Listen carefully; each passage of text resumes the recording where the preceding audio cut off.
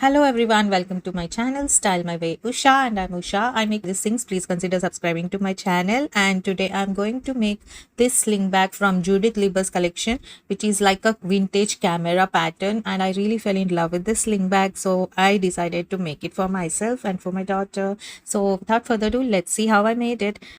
So first of all, I need a sling bag. So I got this acrylic sling bag which is transparent from Amazon. I'll give the link in the description box below. I'll give the link of all the products that I use in the description box below. So first I took a white paper sheet and I'm going to trace the shape of this bag. As you can see, I have already tried sticking rhinestones on one side of the bag and it came out very well. So I thought that the experiment was a success. So I wanted to make the camera bag. So first of all, I'm going to trace the rectangle shape on a white paper and then cut it out. So this is the rectangular shape that I cut out, and now I am going to see the camera and do the basic sketching. If you want to see the measurements, I will give the measurements in the description box below. The same measurements that I have used, you can use the same measurements if you are going to make it. So then I made all the shapes and I made the circles using a protractor. So for the circle of the lens, this was 6 centimeters, so I had to take 3 centimeters and make a circle, and for all the others I was just taking a guess and doing it.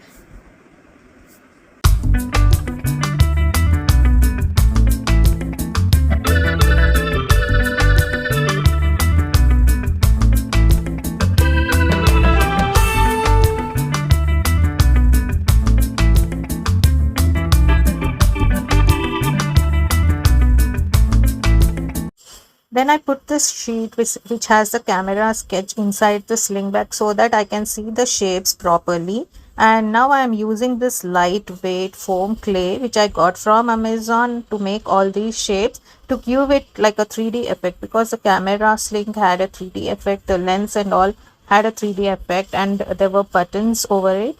So I wanted to make all those things, so I used this lightweight clay because it's very easy to use and you can make the shape using scissor also. So it's very nice and very easy to use, very lightweight. So I recommend you also use this clay. It's not very expensive also. So then I'm going to stick all these things using B7000, which is a very good adhesive. I have worked with it before also and it's a very nice adhesive. I will give the link in the description box below. Now I'm going to stick black rhinestones. I am using black, white and blue colored rhinestones on this camera bag.